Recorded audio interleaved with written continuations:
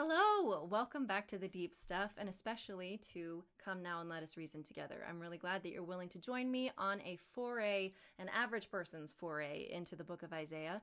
I wanted to try a little bit of a different format this go around. I tried doing the whole podcast thing where I didn't have to film while being watched because I had all these really great ideas right when I had a cold and I looked like crap. And I didn't want you to be distracted by the hag in front of you while watching and learning about Isaiah. So since I'm feeling much better, technology willing, I will intersperse more videos like this. And then also I will try and keep this entire chapter down to a half an hour's worth of time. So that way we just get like the cream of the crop and what matters most. So feel free to join me in this chapter 4, Come Now and Let Us Reason Together episode. Because the series of ideas flows really well from chapter 3 into chapter 4, I figured it'd be worthwhile to begin in chapter 3, just reading straight through in Sepharia.org. And I'll be starting in Isaiah chapter 3, verse 16, with a description of the daughters of Israel and their, or daughters of Zion, and their vanity. So let's go. God said, "Because the daughters of Zion are so vain, and walk with heads thrown back, with roving eyes, and the mincing gait, making a tinkling with their feet, my sovereign will bear the pates of the daughters of Zion. God will uncover their heads.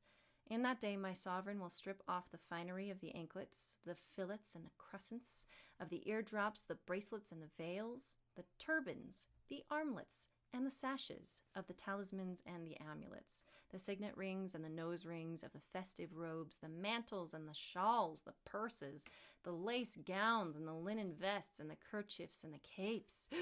And then, instead of perfume, there shall be wrought, instead of an apron, a rope, instead of a diadem of beaten work, a shorn head, instead of a rich robe, a girding of sackcloth, a burn instead of beauty. Her men shall fall by the sword, her force in battle, and her gates shall lament and mourn, and she shall be emptied, shall sit on the ground. In that day 7 women shall take hold of one man, saying, We will eat our own food and wear our own clothes, only let us be called by your name. Take away our disgrace. In that day God's radiance will lend beauty and glory, and the splendor of the land will give dignity and majesty to the survivors of Israel. And those who remain in Zion and are left in Jerusalem, all those who are inscribed for life in Jerusalem, shall be called holy. When the sovereign has washed away the filth of the daughters of Zion, and from Jerusalem's midst has rinsed out her infamy in a spirit of judgment and in a spirit of purging, God will create over the whole shrine and meeting place of Mount Zion cloud by day, and smoke with a glow of flaming fire by night. Indeed, over all the glory shall hang a canopy, which shall serve as a pavilion for shade from heat by day, and as a shelter for protection against drenching rain." Don't you love the imagery in all of this section? I mean, there's just such a rich contrast between the daughters of Zion at the beginning, starting in verse 3, where they are just decked out from head to toe, super vain. All they really care about is their looks and how much status they have based off of what they're wearing. And then you contrast that with, at the end of chapter 3, all of Zion being embodied as a woman who's in mourning for the fact that so many of the men have gone out to battle and haven't come home. And it's a very grieving posture to sit on the ground. Anciently, the Jews, you probably have heard this, but Jews would, when they were in mourning, would actually put on sackcloth or burlap and pour ashes on themselves, because it's very uncomfortable to wear burlap, and ashes are representative of the fact that, like, everything that you loved, everything that you were hoping for has been burned. So they wear the ashes and then they sit on the ground because you can't get any lower than that. So that's the imagery that's happening at the end of chapter 3, which flows in to chapter 4, verse 1, explaining how the women are going to be so desperate that they will overthrow all of the conventions of marriage customs in those days, and they will do stuff that is socially taboo in order to remove a social taboo. Because it will be so foundational to not only understanding that verse and this chapter and all of Isaiah, let's take a little snippet and look at ancient Jewish wedding customs. Now, there's a really fantastic a series of videos that are put up by, it's called The Stick of Joseph. That's the name of the channel on YouTube. But the woman who actually has done all the research, her name is Andrea W. And she has put out a whole bunch of information with regards to the wedding customs of ancient Jewish culture and their symbolic reference to the gospel and to Jesus's role as the bridegroom. There's just a ton of really rich and good information. I learned a lot of my information there, along with Jody Stoddard. She taught some stuff in there too. So those are my two primary references when it comes to this material. Feel free to look them up if you want more information in depth, but here's just kind of a summary. The beginning of every couple getting married starts with the father of the son. He starts looking for an acceptable bride for his son early on, and one has been found, and he will invite her parents over. They will discuss the option of having those two be wed, and if it is agreed upon, then they will drink from a similar wine glass. And it's essentially as though the young man and the young woman are wed. The only thing that's different is they haven't actually consummated the marriage, and they're not able to until a full year has passed.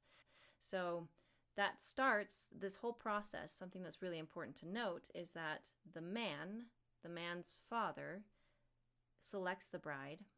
The man goes and asks for her hand. So she is put in a position only of accepting or rejecting the offer, not seeking out the offer herself. So that's pretty significant when it comes to what happens in Isaiah. Also important to note too, they enter into a year-long courtship where they actually don't see each other. After that, they are agreed that they are engaged. They don't see each other for a year. They have a good friend of the groom will go back and forth, bringing messages to his bride. She will bring back maybe some baked bread or something, a note in response, so that there is not no communication between them, but that there's a lot less.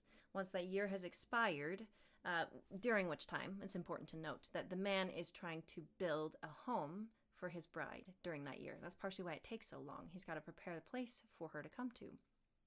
Also, she gets time to prepare in becoming the homemaker. If she has some skills that she's a little rusty on, she gets time to practice. She also gets time to make her dress and any other clothing that she might need once she's a wife. Stuff that will help her be more ready to be in the position of running a household. So that year passes. Then comes the time for them to actually be wed. She does not know exactly the day that it's going to happen, because the father of the groom has to decide when the groom is ready. When the house has been created and is to his standard, that's when he gives the go-ahead and says, okay, you're ready to make this happen. So the bride and all of the bridal party, they'll know the season, that like when the year is coming close to an end, they'll know, they'll have an idea of like, okay, we need to be ready for when the actual wedding will take place, because it will happen without, like, they couldn't text each other, to set things up. It was just he would come and get her from her home, and then they would proceed with the wedding. So anybody who was in the bridal party, they'd be at the ready. They'd know, we need to be prepared because it could be this day or this day or this day. It's close to the season. It's almost done. We're going to need to be on standby here.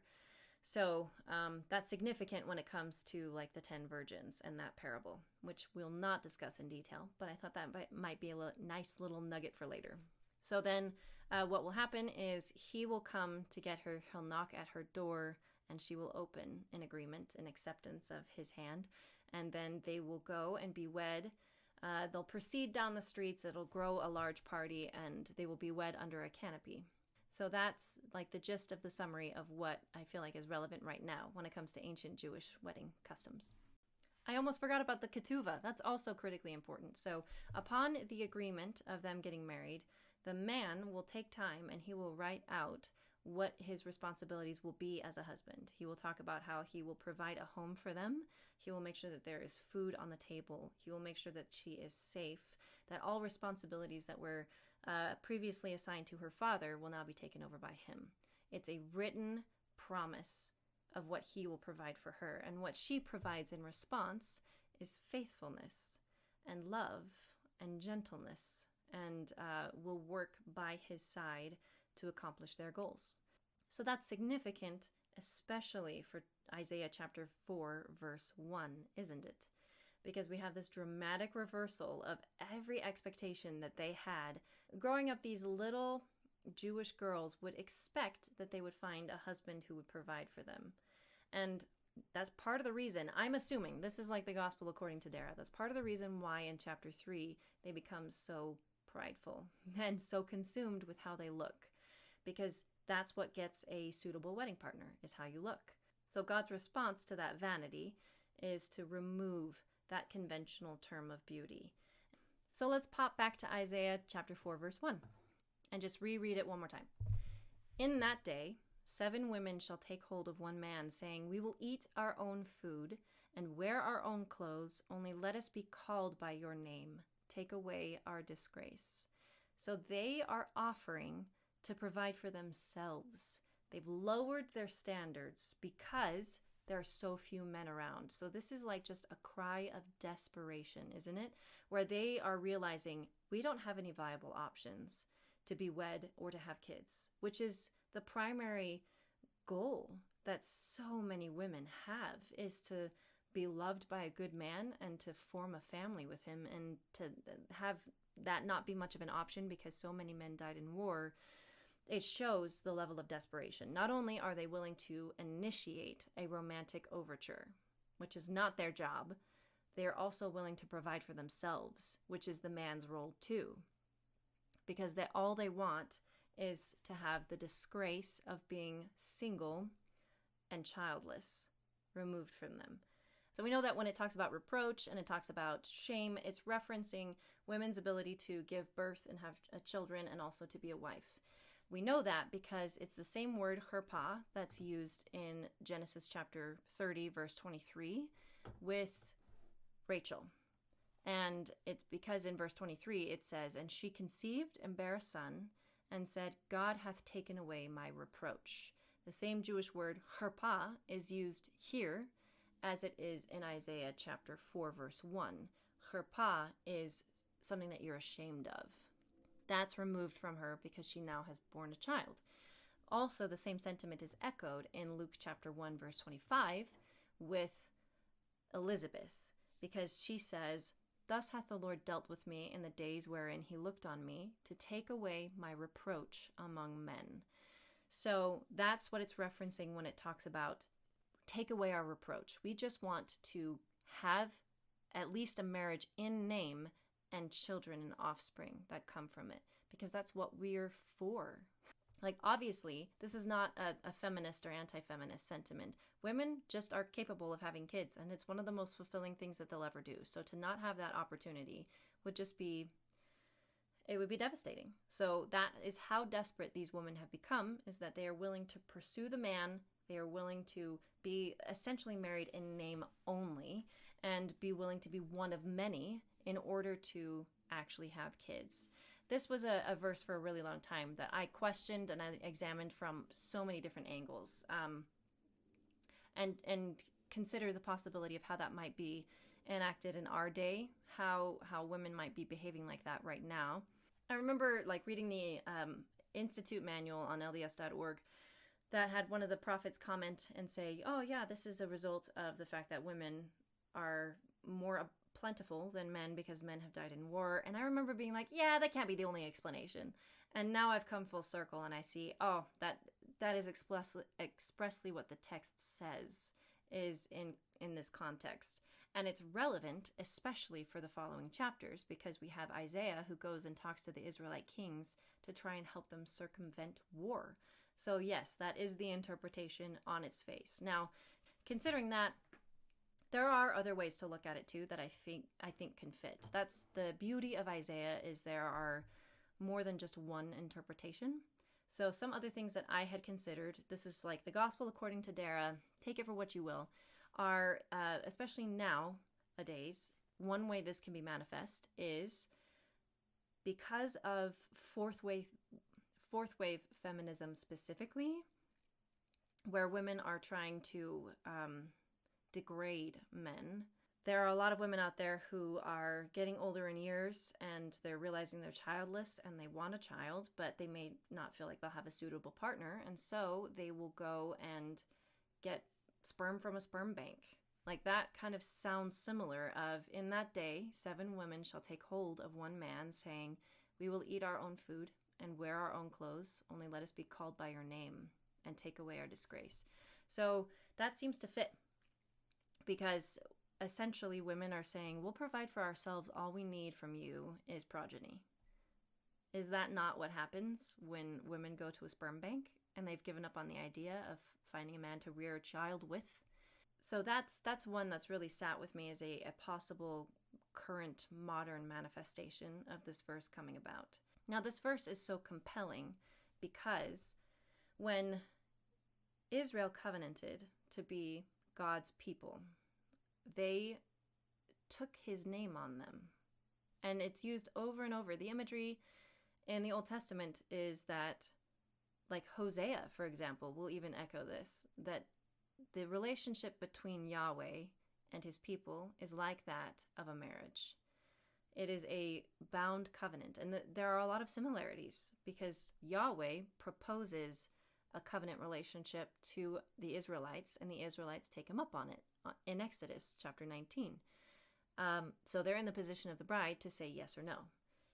The only thing that's really asked of them is that they be faithful and loyal to him, and he will provide for them. He'll provide the rain, he'll provide the soil, he'll provide protection, and they don't stay faithful. They break it, which is why they are embodied in Hosea chapter 1 as that of Gomer. Gomer is the one who is unfaithful in her marriage relationship. Israel was too. So here they are, a covenant people who knows that they have Yahweh as a God. They have a rich history of looking at the past and seeing their ancestors be in this bound covenant relationship with him, where his name is on them. And instead of turning to Yahweh, they turn to another human being and say, you can take away our disgrace. Give us your name. It's just, that is so, what is the word for that? They go out of their way to avoid Yahweh. And that happens a lot. One can read multiple motivations into this scenario. Maybe the women didn't turn to Yahweh because they didn't know him that well, or they didn't think that he would accept them after what they've done. That's entirely possible. It's also possible that they just straight up rebellious and said, we don't want to be in a covenant with Yahweh. Instead, we'll be in a fake marriage with you. We'll be in a marriage only, in name only, so that we are no longer scorned and no longer feel destitute. Which just is, it's sad to me. It's sad to me that the women would come to that position, because I resonate with some of those despairing feelings. I'm 35 years old. I am single. I've never been married, and I am waiting for God to give me the okay of when to find the right guy. Right now, he's holding me in reserve and telling me I'm not supposed to do anything about pursuing any relationship. And it's hard. It's really difficult. So I can sympathize with the despair that these women feel. However, it does not give them an excuse to try and find happiness in a human instead of happiness in God as a father. So another quick comment when it comes to what it means in Jewish culture, ancient Jewish culture, to come in the name of the Lord, which, stands in stark contrast to the women saying, we would be called in your name. That's the opposite of this concept. So this is from a website called Jerusalem of Gold, and I looked into them. They seem to be legit. So here's what they say. You may have heard this Hebrew phrase, Baruch haba b'shem Adonai. It means to come in the name of the Lord. Jesus quoted King David from Psalm 118 when he said it over Jerusalem as he wept in Luke 19. And King David first used it as a young boy when he faced Goliath in Samuel 17. In Hebrew, a name is a way to prophesy someone's character, purpose, and life's mission. That is why God changed or increased someone's name when their character, purpose, or mission changed or increased. Avram, meaning father, was increased to Avraham, meaning father of many. Yaakov meaning follower, replacer, one who follows the heel, increased to Israel, meaning he struggles with God. Following God's own example, that is probably why Yaakov knew to change his own son's name from Ben-Oni, son of my sorrow, to Benjamin, son of my right hand.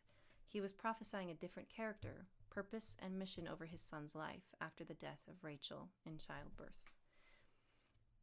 So there's a rich history here of being called in the name of God and having names change because they signify a different future and a greater hope.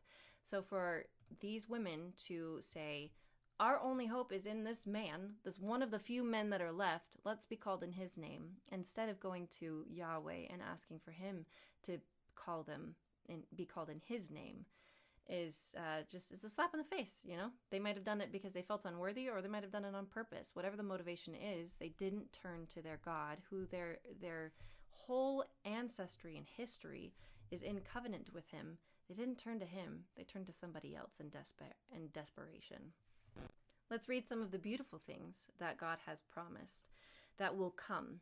And especially it will come to a people who, let's not forget, they're in the middle of the book of Isaiah is when the northern kingdom is taken captive. The land is being taken from them right in this time frame. So to have promises about being restored to that land and to have that land be abundant and glorious is just such a hopeful prospect. It just shows you how he's not giving up on anybody, even when they give up on him. I mean, if that were to summarize chapter 3 and chapter 4, that would be it. He just does not give up on people who give up on him. So let's read that. In that day, God's radiance will lend beauty and glory, and the splendor of the land will give dignity and majesty to the survivors of Israel. And those who remain in Zion and are left in Jerusalem, all who are inscribed for life in Jerusalem, shall be called holy. When the sovereign has washed away the filth of the daughters of Zion, and from Jerusalem's midst has rinsed out her infamy, in a spirit of judgment and in a spirit of purging, God will create over the whole shrine and meeting place of Mount Zion cloud by day, and smoke with a glowing of flaming fire by night. Indeed, over all the glory shall hang a canopy. Now, I'm going to pause there real quick because there's some really good imagery that is related to plant tending and then also to marriage, which is great because chapter 5 of Isaiah that's coming next is a parable about plants, which is very familiar to us as Latter-day Saints because we read Jacob chapter 5 and it's very, very similar. So this is setting a perfect stage to explain what does it mean to be holy and how does God do it. So for all those who are reading along in the King James Version of the Bible, you may have noticed that in chapter 4, verse 2, there is an interesting word that's introduced. It is branch.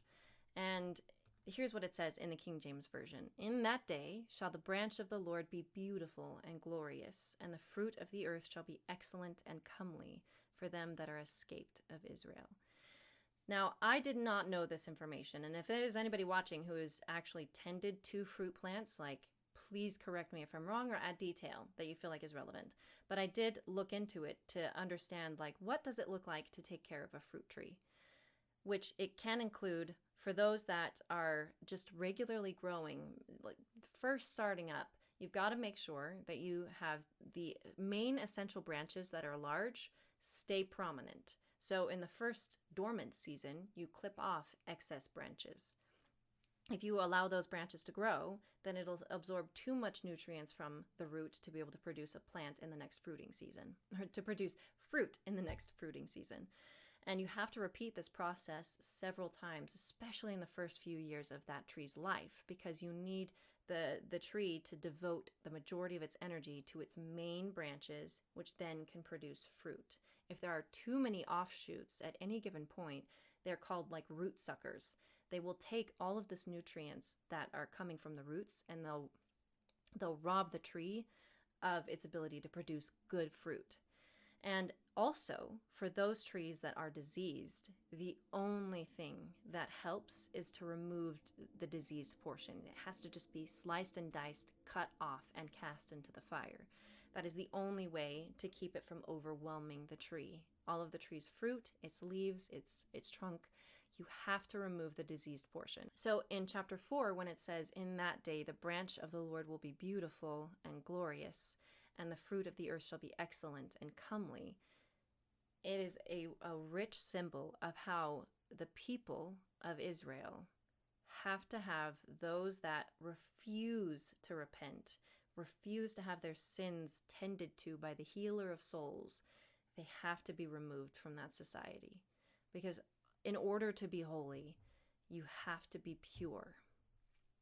Which was a very interesting word for me to investigate, especially since in the King James Version of the Bible, it says in verse 4, "And shall have purged the blood of Jerusalem from the midst thereof by the spirit of judgment and by the spirit of burning." And I was like, see, these are the passages that I'm always like, this is really harsh language. I don't know how people handle it. So I looked into what does it mean to purge, the root etymology, the original Hebrew word, essentially shortcut, the original Hebrew word means to purge. So I looked up the etymology of what it means to purge, and that essentially boils down to make pure.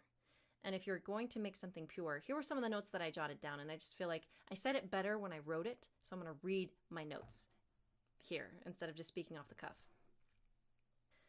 "With beef tallow, you purify it with salt and heat to remove the sinew, meat, bone fragments, and then all that's left is beef tallow. With trees, you cut off the old diseased portions and cut back the overgrowth so that it can give life to fruit. With gold, you melt it so that the minerals float to the top and you can pull them off. What's left is unmixed. It is only gold. With humans, descendants of God in a fallen state, you have to remove the fallen world from them so that all that is left inside them is heaven. Only heaven remains. But unlike with beef tallow, with trees, and with gold, they must voluntarily let go of the world.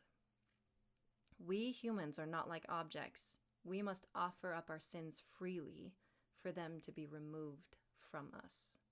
So that's what is described here about people being purged. If there are people in this society that do not repent and refuse to, then they have to be removed from the society, because God's promise is that those who are left are going to be holy, meaning they're going to be pure, meaning they're going to still be devoted to Yahweh and Yahweh only. And it harkens back when it says the word holy. A normal Israelite would think about how on the priest's garments, on their forehead, they would have a gold insignia that says holiness to the Lord. So they would think of priests, they would think of the Levitical sacrifices, they would think of those things that brought them into God's presence and able to withstand the purity of God's presence because they themselves are pure.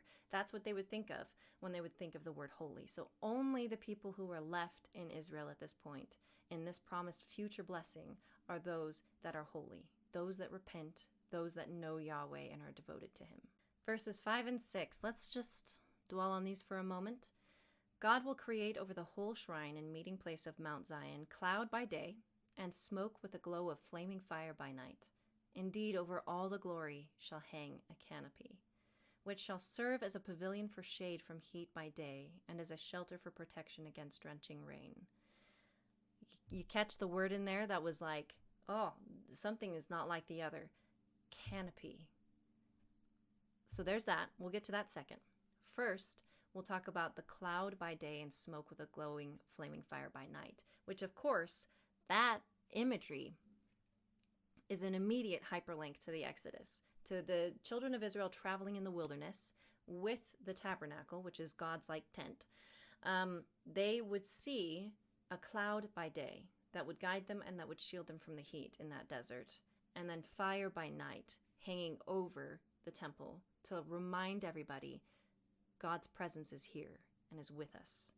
We are safe, we are protected, and we are guided. So I love the reintroduction, this people that threw off their relationship with Jehovah as a whole, as a society.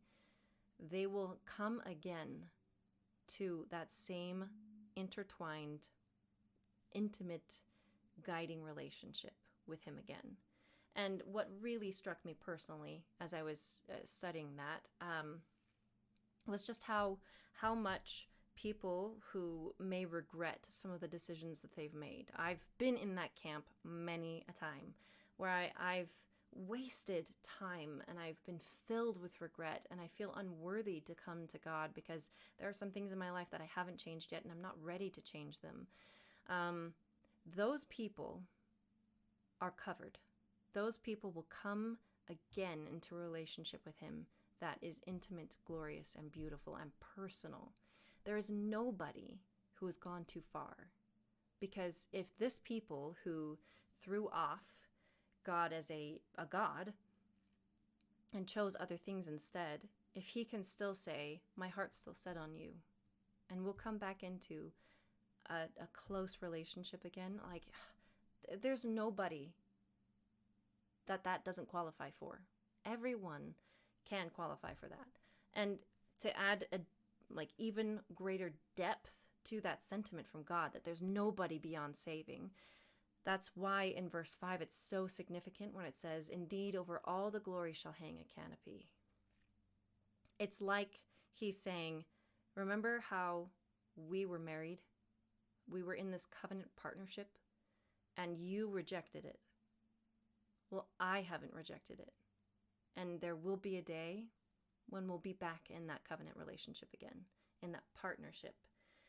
There's just such steadiness and faithfulness from God on that, where he is always looking forward to the reconciliation to come, where he can reinstitute his covenant and vows, where he vows to protect, provide, and guide. And I can think of no better imagery to say that you're wanted than that canopy. These women at the beginning of the chapter who were looking for a shortcut to having their shame removed. There will be a time when they don't need a shortcut, when they will have a canopy again. If they will just let themselves be called in the name of Jehovah, then they will have their shame removed. They will be in a covenant partnership, and they can hold their heads high as they are, and they can be healed. In trying to make sure that this was approachable, not too dense, and covered it fully enough, I think we'll pause there because any additional information just might be too much. So this is the end of Isaiah chapter 4. Thanks for coming along with me. Hopefully that was helpful and it kind of put you more in the mind frame of what was the culture like? Visually, what did it all look like? How did this happen? And what are the different symbols that are used here? What do they signify? What do they mean? Hopefully that helped. And if you have any questions or comments or things that you would wish I would have talked about, please let me know in the comments below. But thanks so much for joining me. Have a great rest of your day and a great rest of your exploration when it comes to the book of Isaiah.